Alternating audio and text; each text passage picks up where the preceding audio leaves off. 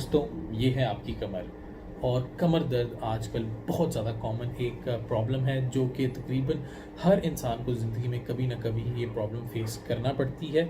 और इसकी वजह से बहुत सारे दिन वर्क के लॉस करना पड़ते हैं और बहुत प्रॉब्लम के अंदर लोग गुजरते हैं।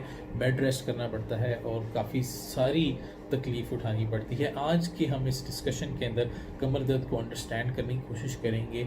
हम ये अंडरस्टैंड करेंगे कि कमर दर्द कैसे होती है और क्या उसके डेंजर साइंस हैं, ऐसे साइंस जिनकी वजह से आपको मज़ीद इन्वेस्टिगेशन करानी चाहिए। कुछ जनरल ट्रीटमेंट्स उसके कमर दर्द के भी हम डिस्कस करेंगे। तो ये जो आप कमर देख रहे हैं ये इसके वर्टिब्रा हैं और जिसको स्पाइनल वर्टिब्रा कहते हैं। ये लंबर हैं, ये सैक्रल हैं।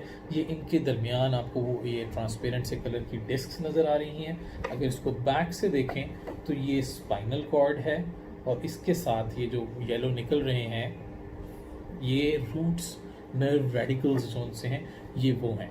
बैक के ऊपर मसल्स भी अटैच होते हैं और मसल्स ये सारे स्ट्रक्चर्स जो हैं ये पेन के अंदर कंट्रीब्यूट कर सकते हैं जो बैक पेन है।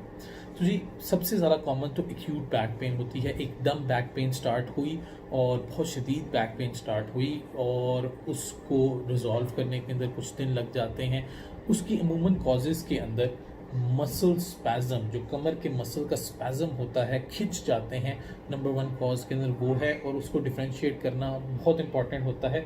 रूट्स, ये जो नर्व रूट्स हैं, यहाँ की इन्फ्लेमेशन या रेडिकुलोपैथी अगर हो जाए तो इससे डिफ्रेंशिएट करना होता है। नर्व रेडिकुलोपैथी के अंदर कमर से दर्द निकलती है, कमर में भी होती है और पूरी टांग में जाती है। अमूमन शैटिका के नाम से आपने सुना होगा कि ये प्रॉब्लम एग्जिस्ट करती है, जिसके अंदर पूरी टांग के अंदर जब उसको स्ट्रेच किया जाता है तो कमर से दर्द, शूटिंग इलेक्ट्रिकल पेन लेग के अंदर जाती है। तो अमूमन मसल स्पैज़म जो कि लोकल बैक पेन होती है, रेडिकुलोपैथी जो कि शूटिंग स्टैबिंग पेन टांग के अंदर जाती है। सबसे कॉमन कॉजेज एक्यूट पेन के ये होते हैं।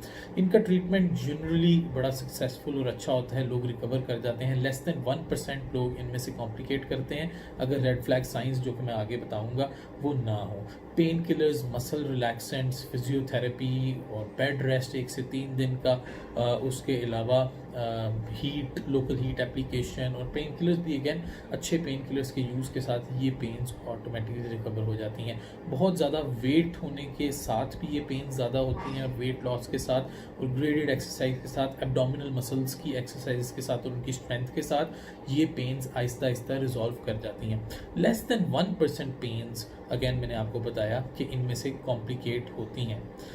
सोचना ये है कि कौन सी ऐसी पेन्स हैं जिनके साथ रेड फ्लैग साइंस आते हैं, ऐसे साइंस जिनकी वजह से आप अंडरस्टैंड करें कि ये पेन मेरी डेंजरस हो सकती है।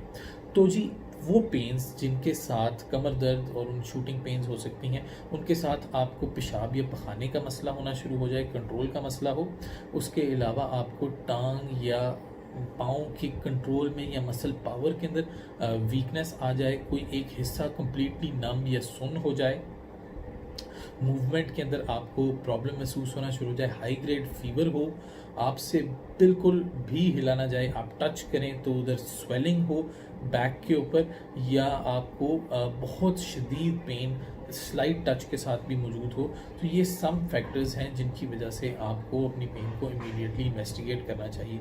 अगर ऐसा नहीं है, आप रेगुलर ट्रीटमेंट लेने के बाद अगर तो आपकी पेन 4 हफ्ते से ज़्यादा परसिस्ट करती है तो वो एक ऐसी पेन है जिसको आपको इन्वेस्टिगेट करना चाहिए, जिसके अंदर आपको MRI और आपको CT स्कैन, डिपेंडिंग आपके डॉक्टर किस तरह प्रेफर करते हैं, या आप बहुत ही यंग एज के अंदर हैं और वो भी आपकी 4 to 6 वीक्स से ज़्यादा परसिस्ट कर रही है, तो ये वो टाइम है जिसके अंदर आपको मुख्तलिफ MRI CT स्कैन्स इंटरवेंशंस जो हैं वो चाहिए होती हैं।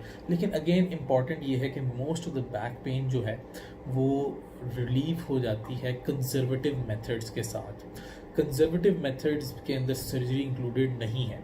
अगर तो 4 से 6 हफ्ते मेडिकेशंस, फिजियोथेरेपी और रिलैक्सेशन एक्सरसाइज के साथ आपकी पेन रिजॉल्व हो जाती है तो वेल एंड गुड, और अगर नहीं होती तो सर्जरी और दूसरी ऑप्शंस जिसके अंदर लेमिनेक्टमी और डिस्क डिसेक्शन, जो बहुत डिटेल के अंदर बात चले जाएगी, वो उसके बाद मौजूद होती हैं और उसके अंदर में मुख्तलिफ ऑप्शंस हैं जिसके बाद पेशेंट की पावर रिकवर हो जाती है। अगेन आपको रेड फ्लैग्स देखना पड़ेगा। अगर रेड फ्लैग्स जिनके अंदर अगेन आपको ब्लैडर या बावल पखाने या पेशाब की प्रॉब्लम आना शुरू हो जाए, टांगों का हिस्सा सुन्न हो जाए, काम करना बंद हो जाए, या आपको बुखार हो रहा हो या स्वेलिंग उधर मौजूद हो बैक के ऊपर, तो ये फीचर्स अगर मौजूद हैं शुरू के अंदर आपको करना चाहिए। Otherwise 4 to 6 week conservative treatment लें और उसके बाद सर्जिकल या दूसरे ऑप्शंस की तरफ जाना पड़ता है, रिकवरी अमूमन हो जाती है। तो एक बहुत ही इम्पॉर्टेंट रीज़न बैक पेन का स्ट्रेस भी है, और ये बैक के ऊपर स्ट्रेस नहीं है जो वेट ज़्यादा या आप वेट उठा रहे हैं उसकी वजह से है। साइकोलॉजिकल स्ट्रेस भी बैक पेन को कंट्रीब्यूट कर सकती है, तो अपने आप को रिलैक्स रखना, इवन योगा एक्सरसाइजेस करना, या अगर आप डिप्रेशन में हैं उससे बाहर आना आपको बैक पेन के साथ एक अच्छा सोल्यूशन प्रोवाइड कर सकता है।